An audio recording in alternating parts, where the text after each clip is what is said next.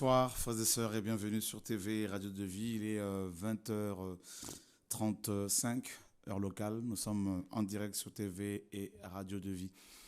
Père, nous bénissons ton nom pour ta fidélité. Merci pour ton amour, Papa. Et nous voulons te dire merci pour cette soirée. Merci pour ton peuple, Seigneur, qui est connecté ce soir. Nous bénissons nos frères et sœurs qui sont partout dans le monde entier, qui aiment ta parole, qui aiment ta vérité. Père, au nom de Yeshua. Amen. Voilà, bonsoir. Bonsoir. Alors, j'ai deux frères avec moi.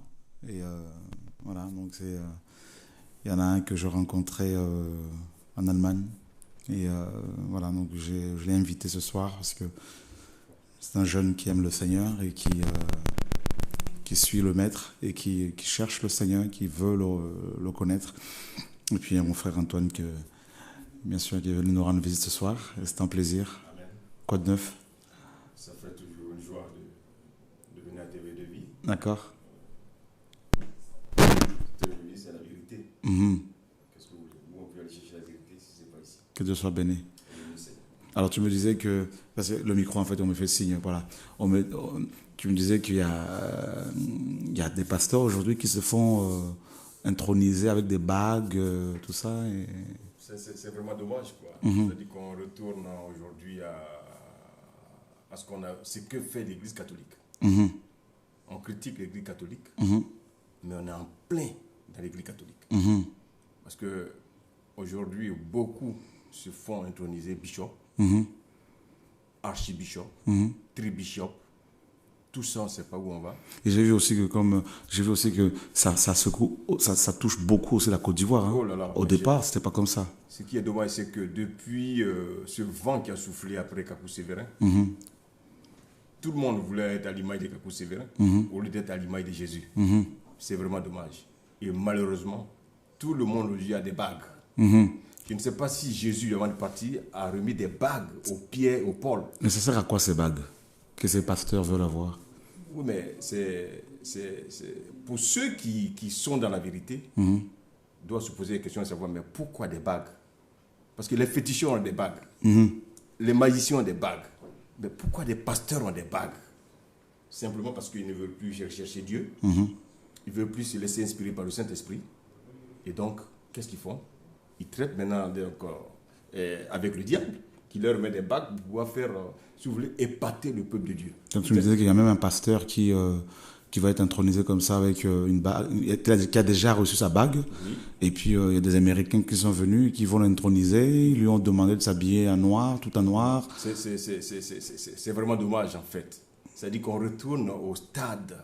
C'est-à-dire on critique les témoins de Jéhovah.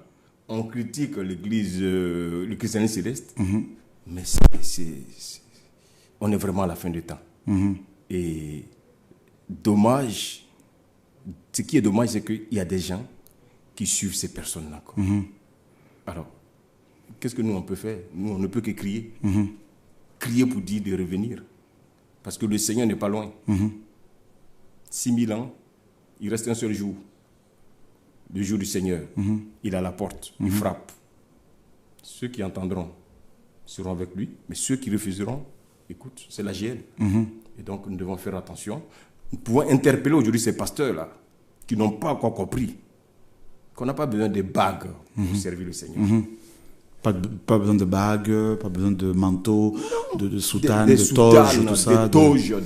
Tout ça, c'est quoi? C'est la sorcellerie. En fait, c'est de la pure franc-maçonnerie, déguisée. Soyons simples. Le Seigneur était simple. Les pierres étaient simples. Alors pourquoi toutes ces extravagances pour épater qui? Au lieu de rechercher la gloire de Dieu, les gens recherchent leur propre gloire. Et donc, qu'est-ce qu'ils font? Ils se lancent donc dans des choses-là qui vont les perdre. Non seulement ils ne veulent pas rentrer, mais ils amènent d'autres à ne pas rentrer dans le royaume. C'est dommage. Et nous, on doit interpeller ces choses. On doit crier. Malheureusement, nous qui disons la vérité, on nous traite de sorciers. C'est ça le problème. C'est le monde à l'envers. C'est-à-dire, on mélange quoi? C'est-à-dire, on veut amener les gens à se dérouter, à ne pas voir la vérité. Ceux qui pratiquent la sorcellerie traitent ceux-là qui veulent dire la vérité de sorciers. Mais ça ne veut pas nous empêcher de crier. Amen. Parce que c'est le Seigneur qui fait son travail. Que Dieu soit béni. Amen. En tout cas, mes amis, frères et sœurs, vous qui aimez la vérité, prions parce que les temps sont difficiles comme vous le voyez vous-même. Alors, jeune homme, bonsoir. Bonsoir. Comment vas-tu? Ça va, merci. Est-ce que tu peux te présenter aux frères et sœurs qui sont juste là, devant cette caméra? Bonsoir, je suis le frère Yoran. C'est Yohan, hein? Yoran, oui. Ok. J'habite à côté de Nantes. Et, Tu aimes Jésus? oui. Et comment est-ce qu'on s'est vu, on s'est rencontrés, on a bien discuté aussi en Allemagne. Et tu aimes le Seigneur, et quand tu as su qu'il y avait un programme en Allemagne, tu as pris ton train, tu as acheté ton billet, et tu as pris un billet, puis Je t'es parti. Oui. Tout de suite, Wow. vu que j'avais le temps, et j'ai vu qu'il y avait un réunion de réveil, c'était pas loin. Donc, je me suis toujours... je suis allé directement. Est-ce que tu t'es encouragé? Oui. Que Dieu soit béni. Alors, tu es originaire de l'Afrique du Sud. Alors, il y a beaucoup de frères et sœurs justement qui nous suivent du côté de Jobourg, et Johannesburg, du côté de Capton, je crois. Et voilà, donc nous voulons aussi vous encourager parce que vous êtes de plus en plus nombreux à être, n'est-ce pas, connectés tous les soirs en Afrique du Sud. Et voilà, qu'est-ce que tu peux leur dire justement à ces frères et sœurs? Moi, je veux dire, tenez bon, cherchez le Seigneur, essayez d'être dans l'intimité et éviter le péché aussi, même si c'est pas facile. Et, voilà. Surtout, c'est pas évident. Hein? Ouais. Ouais. On peut dire très dur. D'accord. Gloire à Dieu. Voilà, mes amis. Et la semaine dernière, nous avons parlé sur le retour de Yeshua. Et toute la semaine, du lundi au vendredi, j'ose croire que vous avez été encouragés aussi par les enseignements de Ludovic. Voilà, cette semaine. Donc, il est intervenu, je crois, c'était, si je ne me trompe, c'était jeudi dernier. Et vendredi, c'était Gaëtan. Et j'ose croire en tout cas que vous avez été encouragés.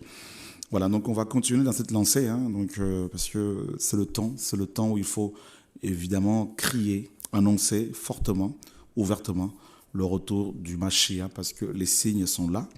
Nous sommes dans Luc chapitre... voilà, on avait pris ce passage la dernière fois. Luc chapitre 21.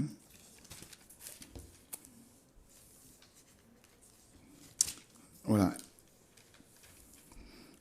Et nous lisons à partir du verset 5.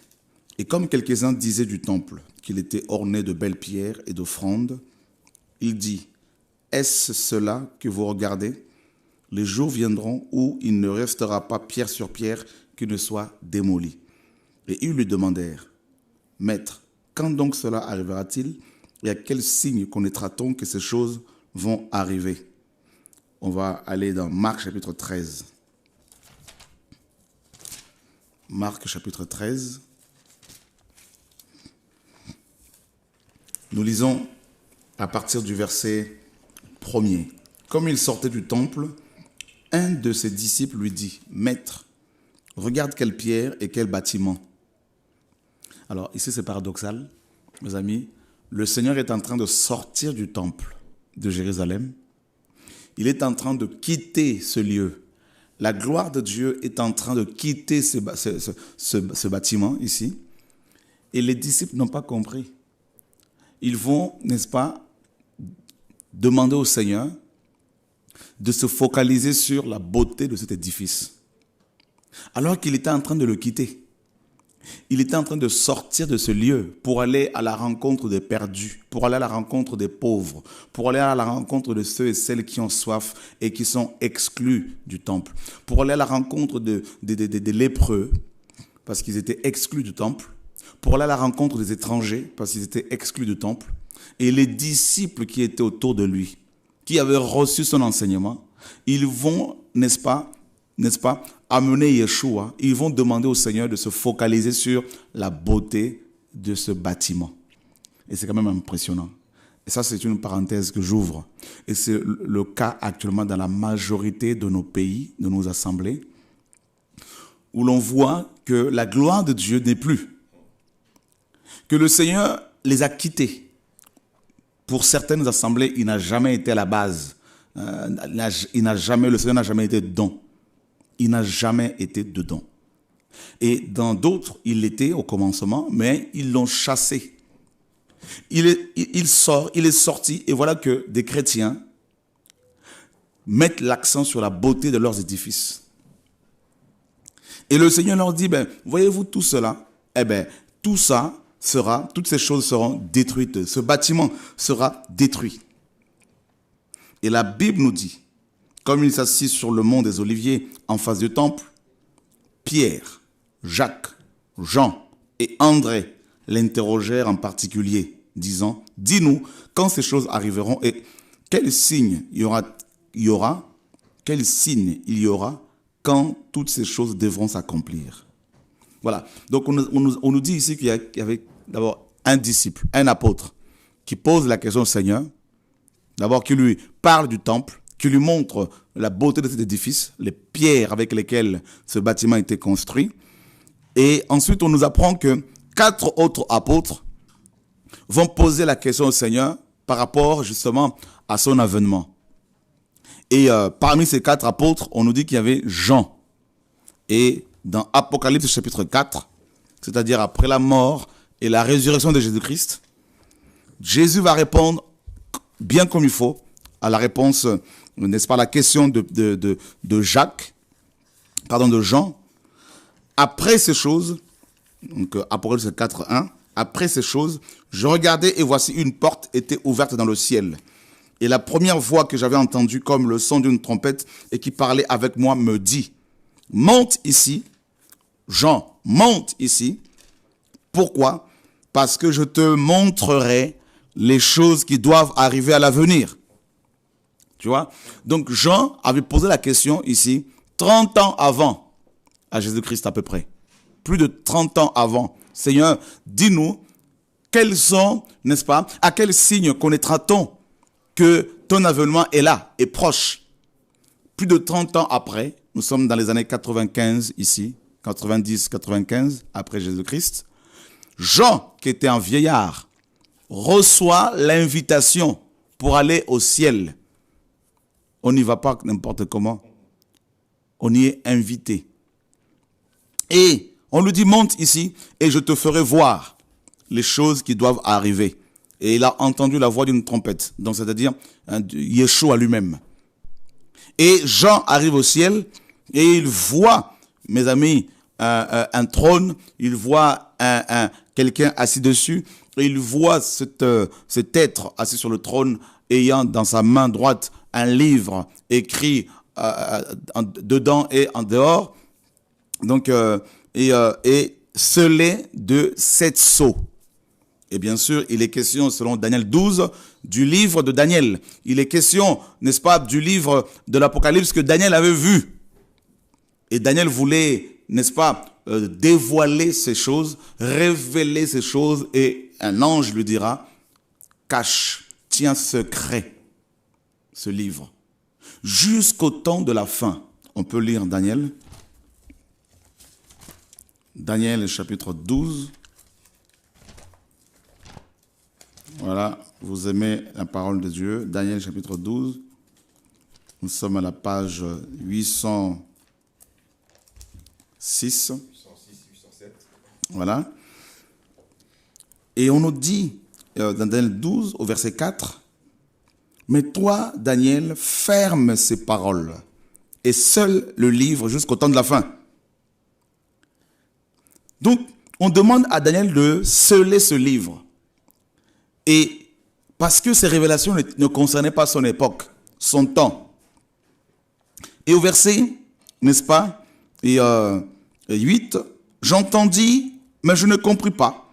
Et je dis, mon Seigneur, quelle sera l'issue de ces choses? » Il répondit, « Va, Daniel, car ces paroles sont tenues closes et scellées jusqu'au temps de la fin. » Ces paroles sont tenues closes et scellées jusqu'au temps de la fin. Donc, ces paroles-là, c'est le livre d'Apocalypse. C'est le livre qui parle de l'avenir de l'humanité, n'est-ce pas, du monde. Et c'est le livre dans lequel sont, mes amis, cachés tous les secrets, n'est-ce pas, de l'humanité. Et le monde, le devenir du monde. Et mes amis, ce livre était scellé de 7 sceaux. Et on dit à Daniel que ce livre ne pourra être scellé, décelé, ouvert qu'au temps de la fin. Qu'au temps de la fin. C'est-à-dire dans les derniers jours, précisément. Parce que ce livre ne concernait pas les gens de l'époque, les hommes de l'époque de Daniel.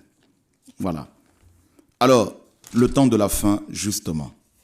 Nous sommes dans Actes chapitre 2. Là, c'est le discours de Pierre, l'apôtre de Yeshua, au verset 17. Et il arrivera dans les derniers jours, dit Dieu. Et il arrivera dans les derniers jours, dit Dieu. Et il arrivera dans les derniers jours, dit Dieu. Donc, Pierre nous apprend que les derniers jours ont débuté avec l'effusion du Saint-Esprit dans Acte 2, c'est-à-dire la naissance de l'Église. Mes amis, nous vivons les derniers jours depuis que l'Église est Église, depuis que l'Église est née. Donc nous faisons partie, nous vivons l'époque, nous sommes dans l'époque où, n'est-ce pas, ce livre, mes amis, a été complètement, ouvert, afin que la connaissance soit, n'est-ce pas, acquise, soit révélée, que les choses cachées soient révélées au peuple de Dieu. Et justement, le livre d'Apocalypse, Apocalypsis en grec, action d'ôter le voile, action de révéler ce qui est caché. Et l'apôtre Jean, justement, dans Apocalypse chapitre 22, est-ce que tu peux nous lire le verset 10, s'il te plaît? Apocalypse 22. Le verset 10. Verset 10 dit ceci. Il me dit aussi, ne scelle pas les paroles de la prophétie de ce livre, car le temps est proche. Voilà. L'ange dit à Jean, ne scelle pas les paroles de la prophétie de ce livre. Parce que ces 7 sceaux ont déjà été brisés. Donc ne va pas, comme Daniel, sceller encore ce livre. Pourquoi? Parce que on nous dit, car le temps est proche. Car le temps est proche. Nous sommes ici, mes amis, près de 1900 ans avant. C'est-à-dire, dans les années 95, après Jésus-Christ. Et l'ange dit à Jean, le temps est proche. Frères et sœurs, vous vous rendez compte? Donc, Jean ne pouvait pas sceller ce livre encore. Comme à l'époque de Daniel. Et quel va être, mes amis, quels sont les signes que Jean va voir concernant justement le retour de Yeshua? Des signes qui annoncent que Jésus-Christ n'est plus loin. Je voudrais ce soir rentrer un peu plus en profondeur concernant un signe vraiment majeur qui devient visible aujourd'hui. C'est le premier cavalier. On en a parlé la semaine dernière, mais Dieu m'a poussé encore à en parler aujourd'hui. Et le premier cavalier, c'est vraiment capital parce que ce cavalier est en train de faire des dégâts.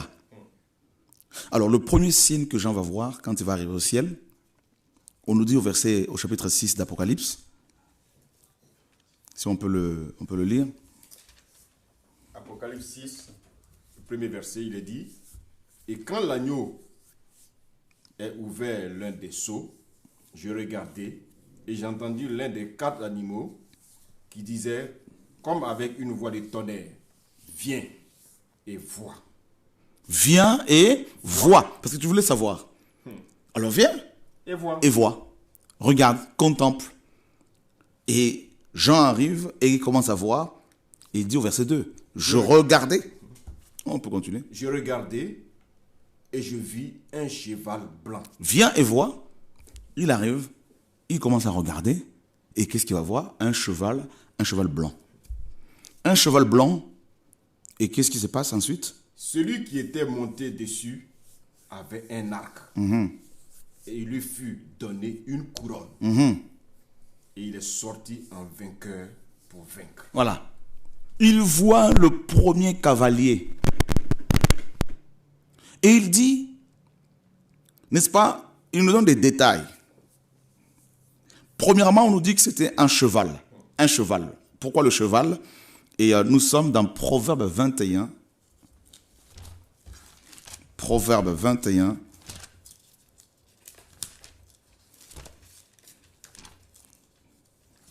Le verset 31.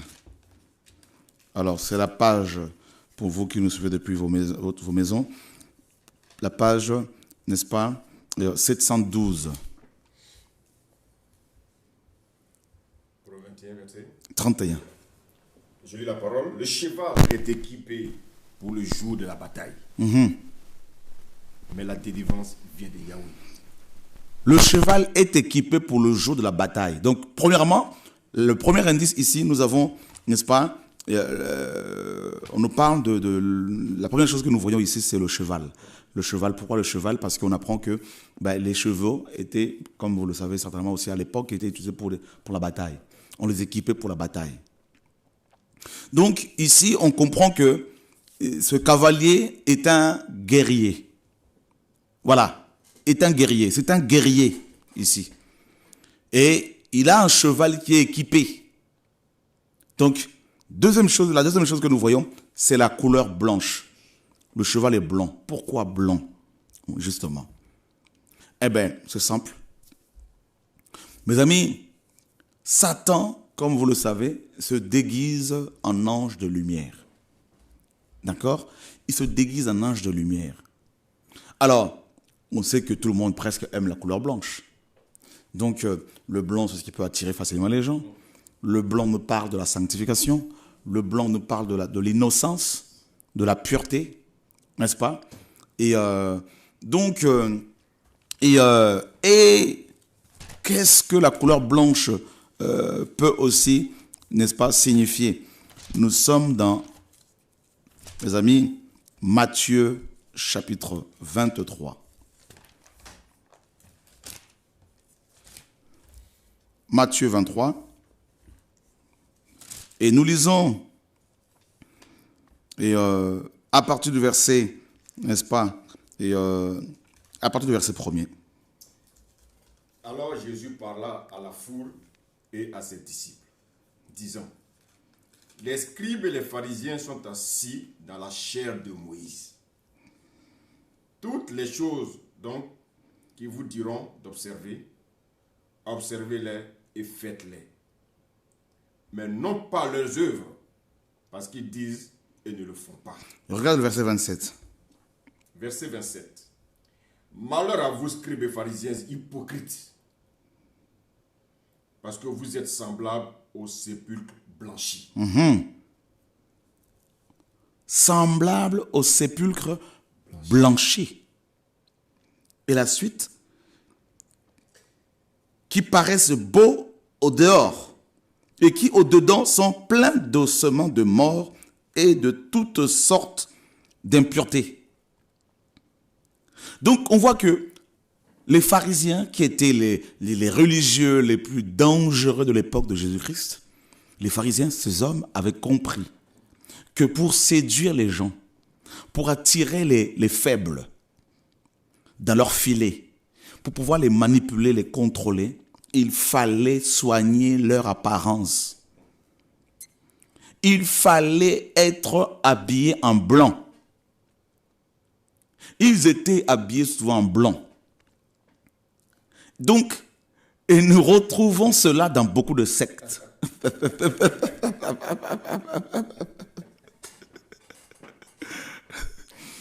Dieu fait tomber nos écailles, frères et sœurs. Vous, prédicateurs, pasteurs, apôtres, docteurs, vous qui êtes de Dieu, vous qui aimez la vérité, parce que vous êtes de plus en plus nombreux à vous, n'est-ce pas, à revenir au Seigneur, à vous lever pour défendre la vérité, comme mon frère avec qui je suis ce soir, mon frère Antoine, qui est aussi un prédicateur de l'évangile, n'est-ce pas, et reconnu en Côte d'Ivoire dans la fonction apostolique et qui dénonce le système religieux.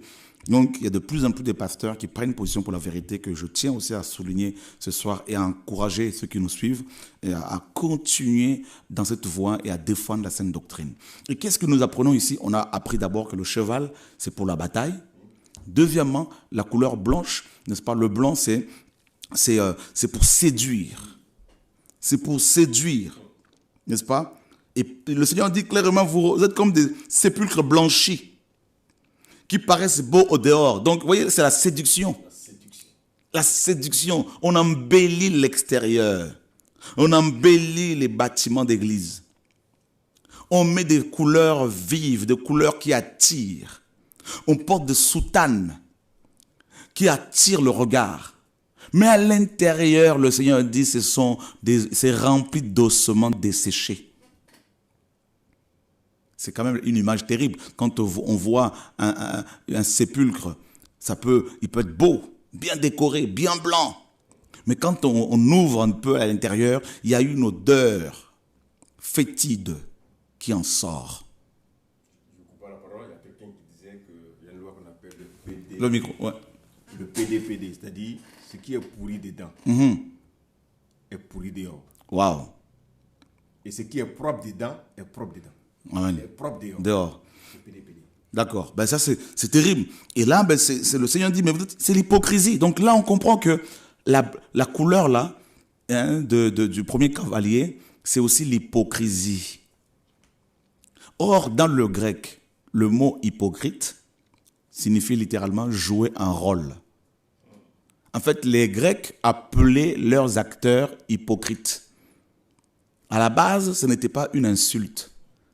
C'était un terme utilisé pour parler des acteurs, des comédiens, car les Grecs, ce sont eux qui ont donné au monde le théâtre. Donc, les acteurs grecs étaient appelés hypocrites.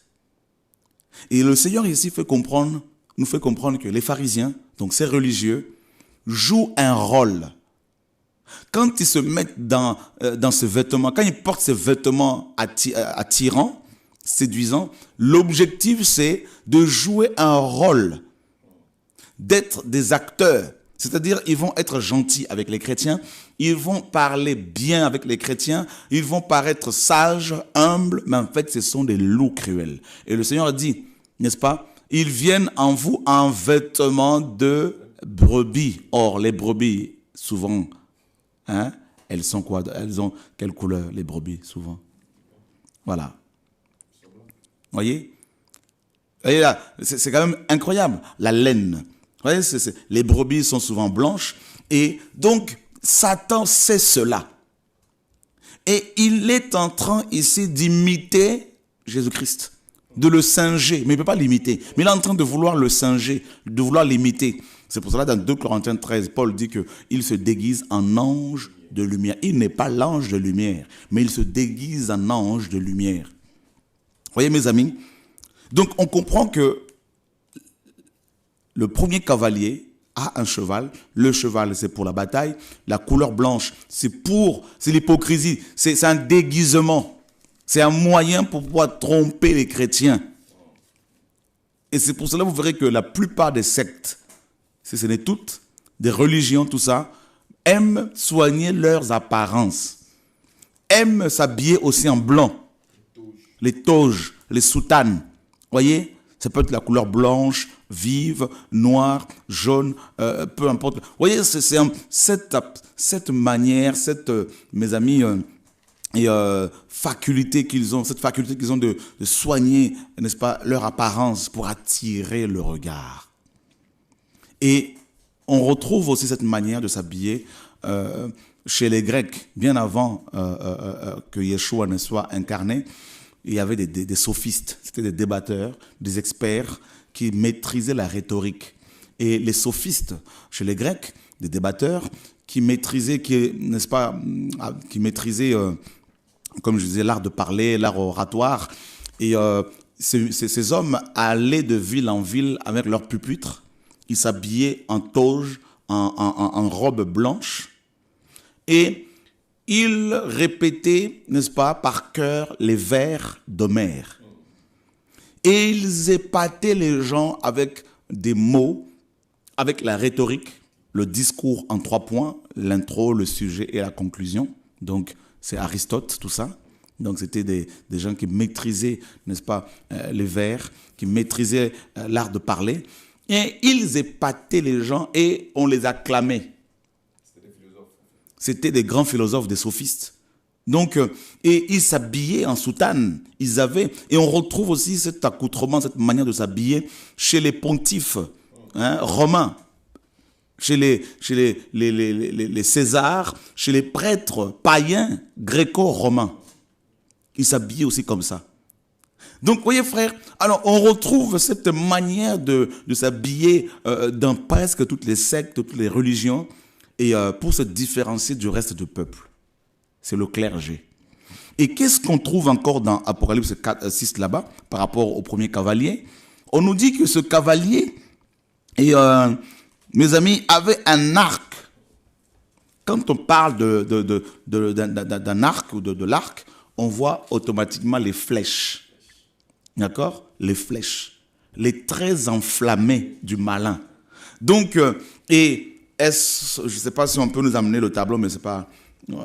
voilà. Donc, c'est impressionnant. Les traits enflammés du malin, ce sont des dards, des petites flèches, au bout desquelles il y a des petites flammes de feu.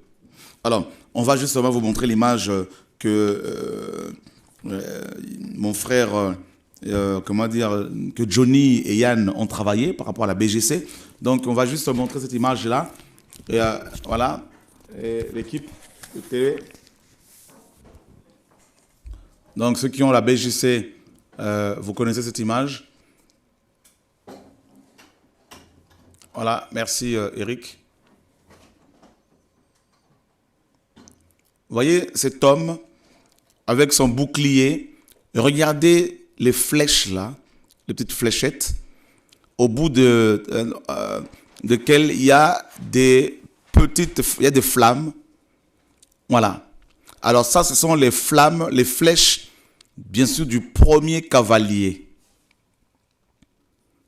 Alors, il faut le bouclier de la foi pour pouvoir, n'est-ce pas, parer à toutes ces attaques.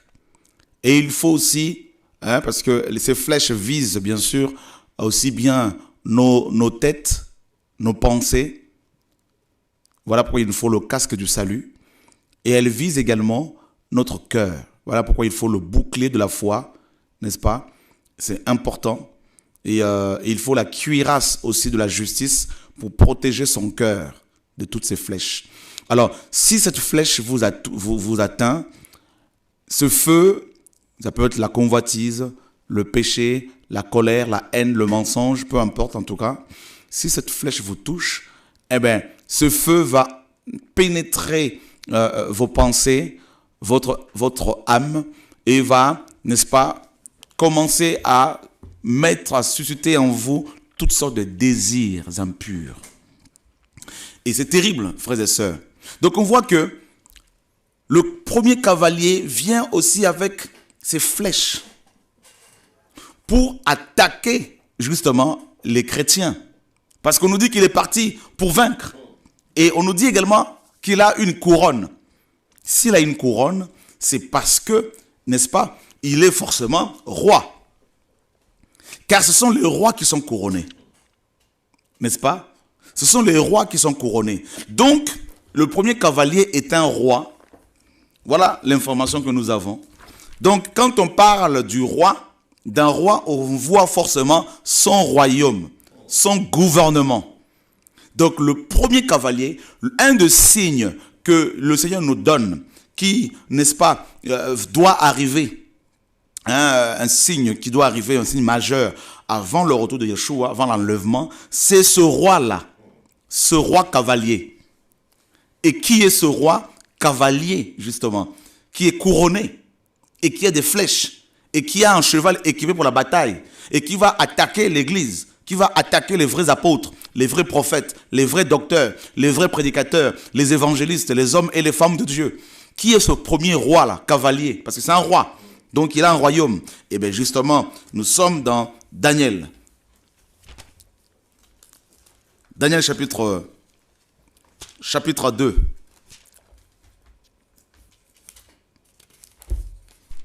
Daniel chapitre 2. Et nous lisons, mes amis, à partir du verset 40, au verset 40. Daniel chapitre 2, verset 40, il est dit ceci. Puis, il y aura un quatrième royaume, fort comme du fer. De même que le fer brise et rompt tout, ainsi il brisera et rompra tout. Voilà. On nous dit que ce royaume-là, c'est le royaume du fer. Il va briser tout. Il va rompre tout. Donc on comprend pourquoi il est parti en vainqueur. Il va tout briser, il va tout rompre, n'est-ce pas? Et comme le fer met tout en pièces, et il va tout mettre en pièces. Et c'est terrible, frères et sœurs. C'est terrible. Et nous sommes dans Daniel. Donc on a un autre élément ici, c'est un royaume de fer. D'accord? La force du fer. Et donc nous comprenons pourquoi il a des flèches, n'est-ce pas? Avec son arc. Donc nous sommes dans Daniel chapitre 7, justement. Et nous lisons le verset, mes amis, Daniel 7, voilà. Donc nous lisons à partir du verset, le verset 7. Daniel 7, verset 7.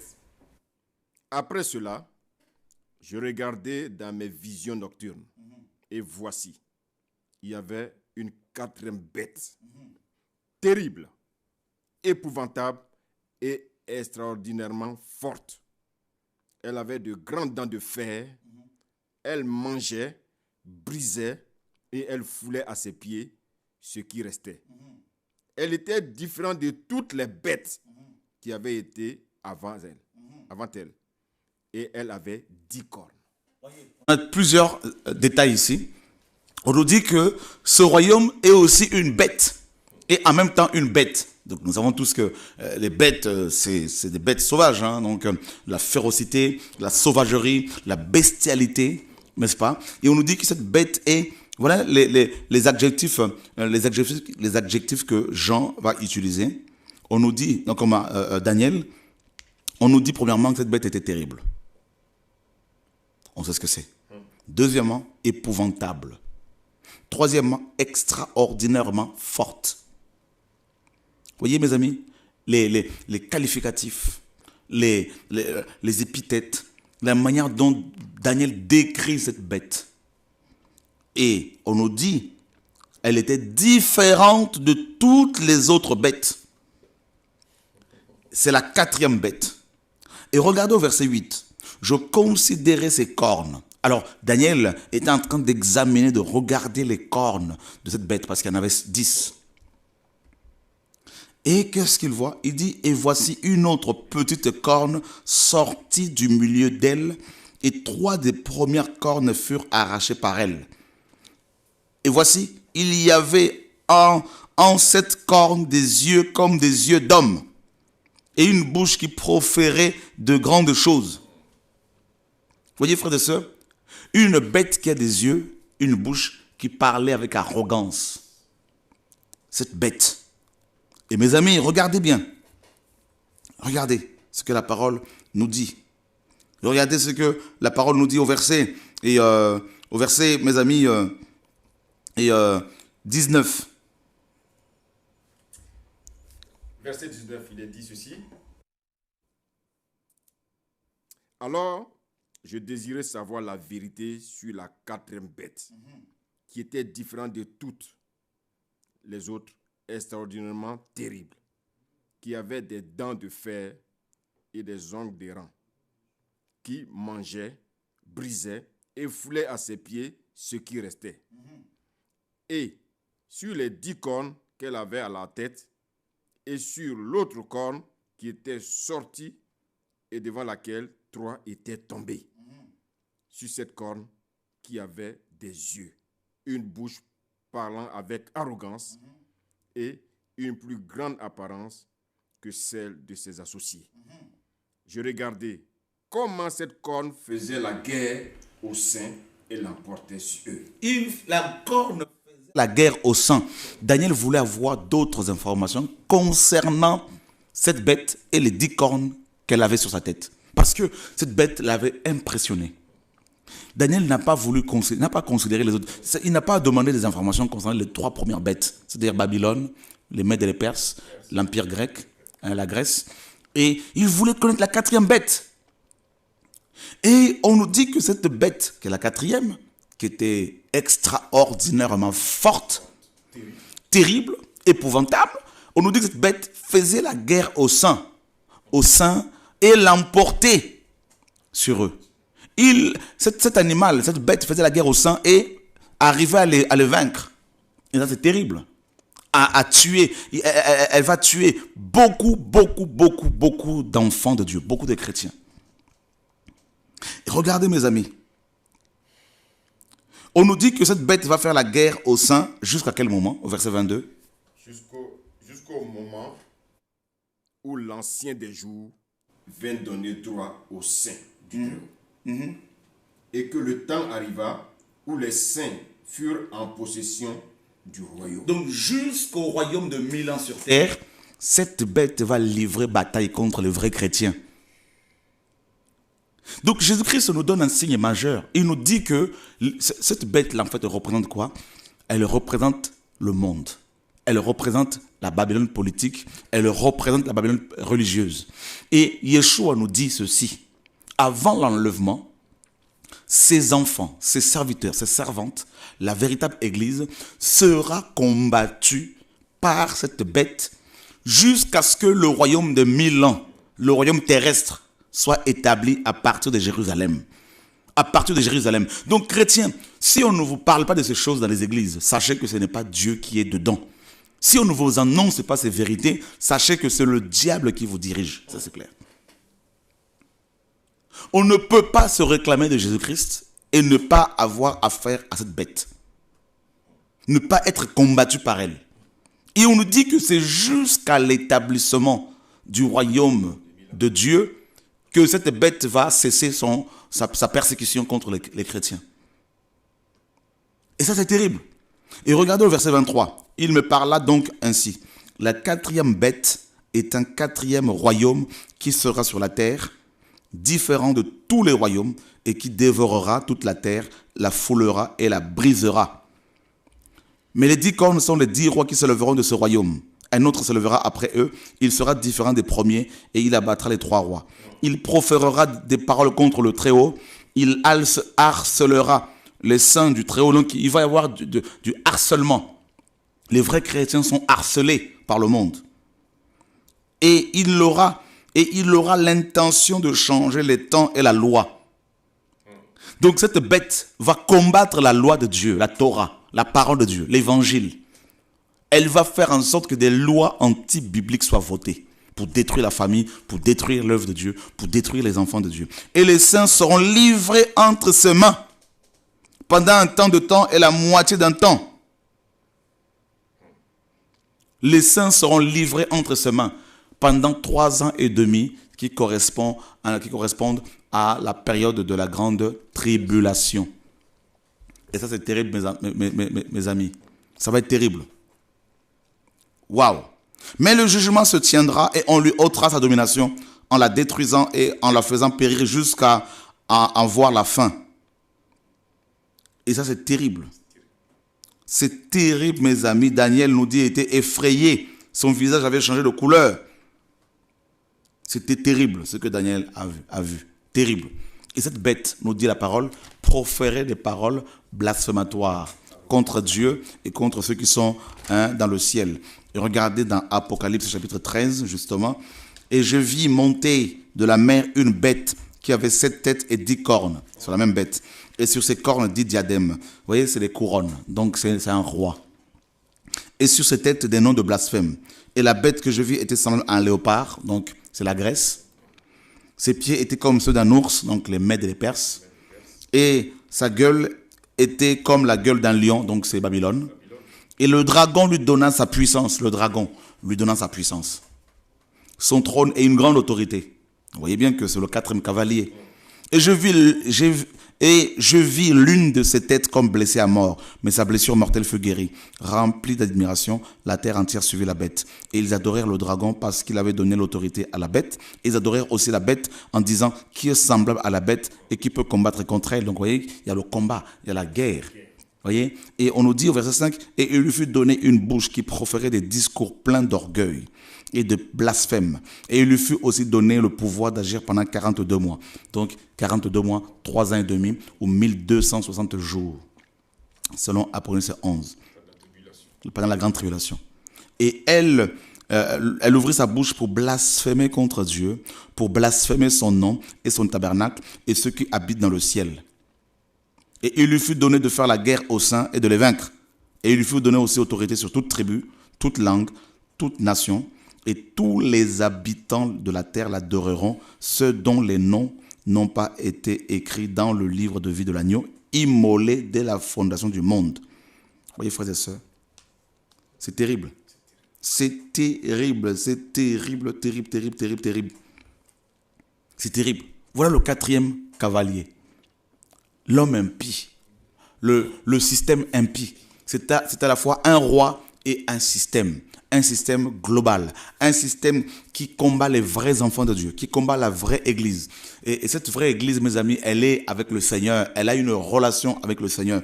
Et ce cavalier, mes amis, a réussi au jour d'aujourd'hui à polluer la majorité de nos églises, à affecter même des chrétiens, des pasteurs qui craignaient Dieu, à les amener à adhérer à des mouvements tels que le New Age, l'écuménisme, tout ça, le syncrétisme. Des gens qui craignaient Dieu, qui prêchaient le vrai évangile, commencent aujourd'hui à s'habiller en soutane, à s'habiller en toge, à s'habiller, je ne sais pas comment, à se faire ordonner comme des prêtres païens. C'est la fin.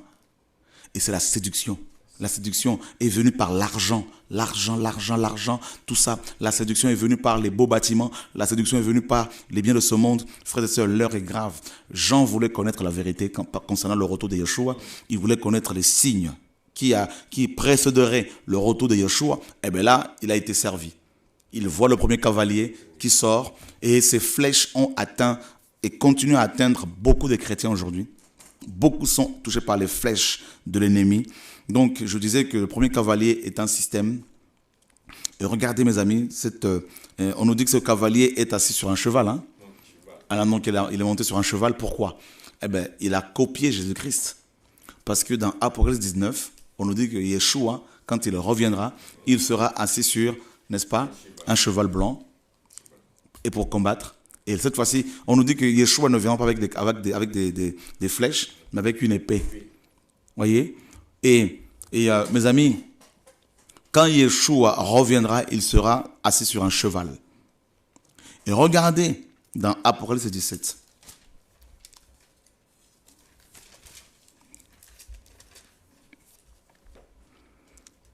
Apocalypse 17, verset 1.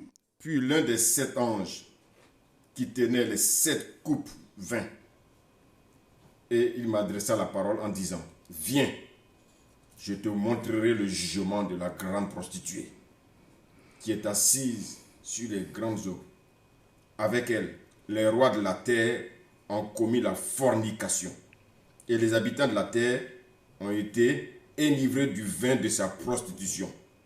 Il me transporta en esprit dans un désert, et je vis une femme assise sur une bête écarlate, pleine de noms de blasphème, ayant 7 têtes et 10 cornes. » Ah, on nous dit que, mes amis, toute la terre était enivrée de son vin. Donc, cette femme, on nous dit, est assise sur une bête. C'est là le 4e empire. Cette femme est assise dessus. C'est l'église apostate. Paul nous dit dans 1 Corinthiens 6, 15, n'est-ce pas? Donc, celui qui, il dit, prendrai-je les membres de Christ pour en faire les membres d'une prostituée, donc les membres de Babylone. Or, vos pasteurs, beaucoup de dirigeants d'église, vous amènent à rentrer dans les fédérations d'églises, qui sont une véritable, mes amis, association babylonienne. Et c'est alors que vous devenez des membres d'une organisation contrôlée par Lucifer, via la franc-maçonnerie, via les sectes, mes amis, lucifériennes. L'œcuménisme, tout ça. Donc, vous voyez, c'est grave. Cette femme, c'est la prostituée. C'est quelqu'un qui se prostitue pour avoir de l'argent. Quelqu'un qui mange à tous les râteliers. Quelqu'un qui se vend. Voilà la prostitution. Et cette église-là, prostituée, n'est-ce pas, c'est une église qui se vend pour l'argent. Cette église qui est remplie de marchands du temple. Cette église qui est remplie de voleurs, remplie de gens qui mettent l'accent sur l'argent, la dîme, matin, midi, soir, et qui ne veut pas de la prospérité financière. Cette église qui est affectée par les flèches enflammées du premier cavalier.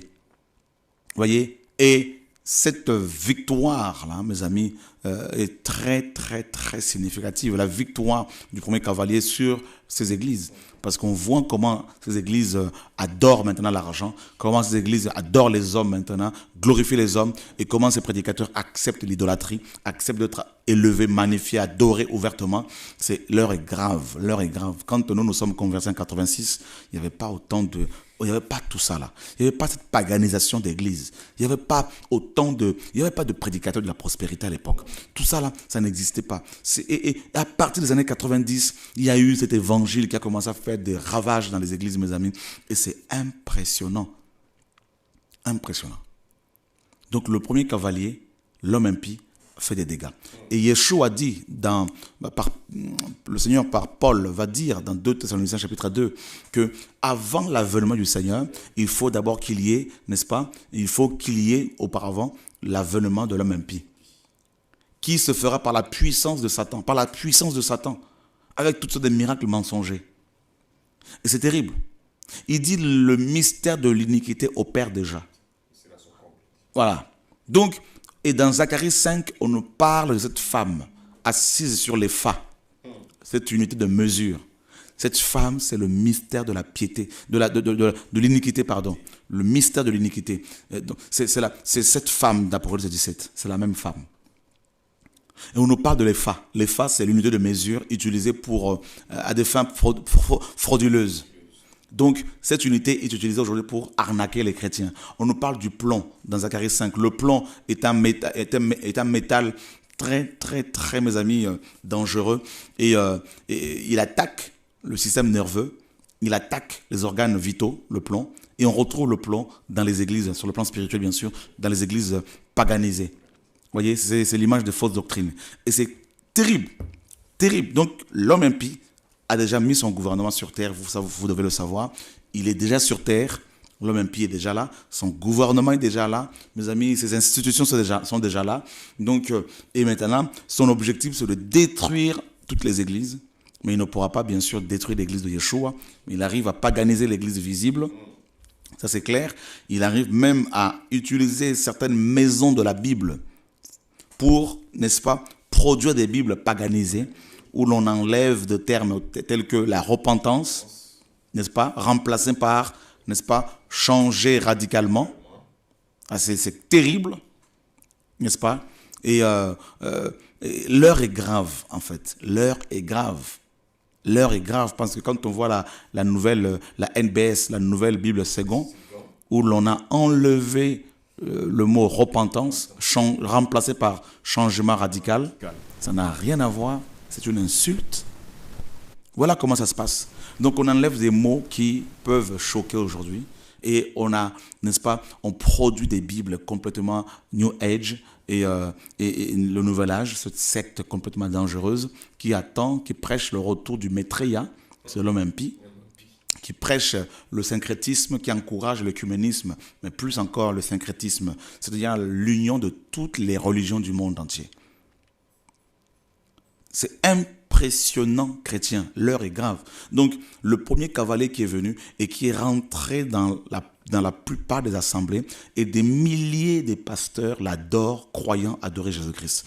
Et l'apôtre Paul nous dit dans 2 Corinthiens, mes amis, dans 2 Corinthiens, si quelqu'un vous prêche un autre Jésus, vous le supportez fort bien.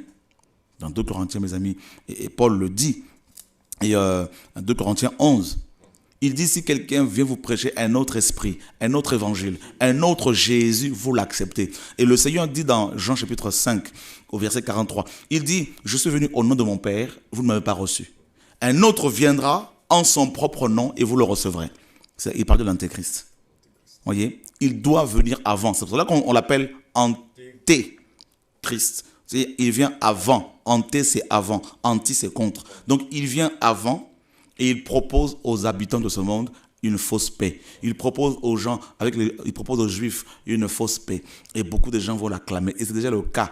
Beaucoup de gens, mes amis, adorent les systèmes des hommes. Et la plupart des églises se sont fédérées, paganisées. Des pasteurs ont créé des associations pastorales pour, mes amis, ils vont faire des réunions œcuméniques, ils vont faire des réunions de fêtes, ils vont manger, danser comme dans le monde, avec des musiciens complètement paganisés, avec des chantres complètement paganisés, mes amis, dans l'impudicité, qui sont complètement fornicateurs. Et on voit ces prédicateurs, il y en a qui parlent même de la sanctification, mais c'est de la séduction. Parce que pour vous attraper, ils vont parler un peu de la sanctification, mais quand vous grattez un peu, ils collaborent avec des voleurs, avec des impies, avec des sorciers, avec ils vont sur des sites où Christ n'est pas glorifié, des sites des marchands. Un homme de Dieu, un prédicateur de l'évangile est un homme radical. C'est-à-dire, il respecte tout le monde, mais il prêche l'évangile. Il n'est pas dans la compromission, même s'il doit se retrouver seul. Il n'est pas dans le mélange. On va s'associer avec toutes les églises de la ville pour prier pour le réveil. Non, le réveil ne vient pas parce que les églises se sont unies. Le réveil vient parce que Dieu appelle quelqu'un et lui dit « va crier ». C'est ça qu'il faut comprendre. Élie s'est associé avec quel prophète pour qu'il y ait le réveil, pour qu'il y ait le feu? Jean-Baptiste s'était associé avec qui? Pour qu'il y ait le réveil, le feu. Il faut qu'on arrête, qu'on change de mentalité. Le réveil ne pourra pas toucher votre ville, n'est-ce pas? C'est quoi le réveil? C'est pas la conversion de tous les païens. Non, c'est pas ça dont on parle. C'est une prise de conscience des enfants de Dieu destinés au ciel, qui vont, mes amis, revenir à la maison du Père. Voilà. C'est des âmes qui sont gagnées, des âmes qui sont destinées au ciel, comme la parole nous dit. Parce qu'il y a deux réveils, l'apostasie et le réveil de l'Église. Voilà, des vrais chrétiens. Donc on voit que cela ne viendra pas parce qu'il y a eu l'unité visible. Non, l'église de Yeshua est déjà unie. Il nous a unis à la croix. Il a brisé le mur d'inimitié, nous dit Éphésiens 2. Donc ce n'est pas un homme qui viendra encore unifier, réunir, rassembler les églises. Ça c'est l'homme impie qui le fait. Ça c'est le premier cavalier qui le fait. Voilà, parce que c'est l'église, ce premier cavalier soutiendra pendant quelque temps l'église apostate. Voilà pourquoi cette femme, elle est soutenue par la bête, par le premier cavalier. Voyez mes amis, la femme elle est soutenue, elle est portée comme ça, mais un temps viendra où le premier cavalier, nous dit Apocalypse 17, va combattre, dépouiller cette femme, cette église apostate. Voilà chrétiens, les signes sont là. Voyez, si vous apprenez que votre pasteur fait une ordination avec de l'huile d'onction, avec soutane, quittez cette église. Si vous apprenez que votre pasteur fait partie d'une fédération d'église ou d'une pastorale, quittez cette église. C'est le feu, mes amis étrangers, est rentré dans ces assemblées. Le Seigneur avertit son peuple, il est l'heure de se préparer, l'heure de se sanctifier. Et vous savez qu'à cause de ces messages, on est beaucoup combattu, traité de tout le nom, mais là n'est pas le problème. Plus les gens vont parler, plus nous allons crier. Parce que les attaques ne peuvent pas atteindre l'œuvre de Dieu, ne peuvent pas détruire l'œuvre de Dieu. Au contraire, les gens qui parlent font la pub. Et nous voulons vous avertir, Yeshua revient. Vous me direz, frère, quoi faire? Dans quelle assemblée il faut y aller? Je ne vous recommande pas les églises, je vous recommande le royaume de Dieu. Il est dit dans Matthieu chapitre 6, verset 33, cherchez premièrement le royaume et la justice de Dieu, nous dit la parole. Et le reste des choses vous seront données par-dessus. On n'a pas dit chercher une église, chercher un pasteur, chercher Shora. Ce n'est pas ça l'évangile. Nous vous présentons Yeshua. Voyez frère, donc le premier cavalier a réussi à détruire beaucoup d'églises, beaucoup de pasteurs, et il le fera encore pour demain. Yeshua revient, frères et sœurs. Il est venu avec la deuxième bête, donc la papauté. Voilà, donc c'est aussi l'image de l'antéchrist toujours, parce que tout ce qui est contre Jésus-Christ est antichrist. Voilà, donc voilà mes amis, ce que je voulais partager un peu rapidement avec vous. Et donc Jean a vu cette bête restaurée dans notre génération, et c'est déjà le cas avec l'ONU, avec ses agences, avec le monde globalisé, avec Internet. Il n'y a plus de frontières, le monde est devenu un petit village, et celui qui habite en Australie, grâce à l'Internet, est devenu notre voisin le plus proche, vous voyez, grâce à la téléphonie, tout ça. Donc vous voyez bien que les frontières ont été complètement enlevées, et voilà pourquoi il est dit que toute la terre va suivre la bête. Vous voyez, et il se sert aussi, cet animal de l'Internet, pour polluer les gens, pour détruire des foyers, avec la pornographie qui est banalisée, avec le sexe qui est banalisé, la nudité qui est banalisée. Frères et sœurs, l'heure est grave, Donc faisons vraiment attention, veillons parce que Yeshua revient. Voilà le message qu'il nous a demandé de prêcher tout au long de cette année, le retour de Yeshua, de prêcher sur l'enlèvement de l'Église, sur le royaume de Dieu véritable, et pour vous montrer, frères et sœurs, que notre cité est là-haut. Voilà, donc je ne sais pas si le standard est réglé pour qu'il y ait de coups de fil, je ne sais pas. Non, c'est toujours pas réglé. Donc, tu voulais dire quelque chose? Oui, je voulais bénir le Seigneur pour vraiment ce partage. Et je voulais simplement dire aux frères et sœurs, ceux qui aiment vraiment la vérité, lorsqu'on lit 1 Timothée 4, il est dit, mais l'Esprit dit expressement. C'est comme un courrier express. C'est rapide. Il dit qu'il est aux aguets. Que dans les derniers temps, quelques-uns se détourneront de la foi pour s'attacher à des esprits séducteurs. Nous sommes dans les temps. Tu ne veux pas parler de ça un peu pendant quelques minutes après l'émission là? Pourquoi pas? Gloire à Dieu. Donc, que Dieu soit béni. Donc, au moins pendant une demi-heure, exhorter les frères par rapport à ça. Je pense que ça va les encourager. Chrétiens, vous êtes avertis. Personne ne pourra dire qu'il n'avait pas entendu. Personne ne pourra dire qu'il n'était pas averti. Et je tiens ce soir à encourager les frères et sœurs parce qu'on était avant-hier, on était à Bonn, en Allemagne. Et je tenais aussi à bénir le Seigneur et à remercier les frères et sœurs qui se sont mobilisés pour ce programme. Vous avez déjà vu les images qui sont sur TV de Vie. Et que le Seigneur soit béni. Vous avez été nombreux à nous encourager. Vous étiez venus nombreux partager l'évangile avec nous, adorer Dieu ensemble avec nous. Et on a vu combien vous aimez le Seigneur, combien vous êtes motivés.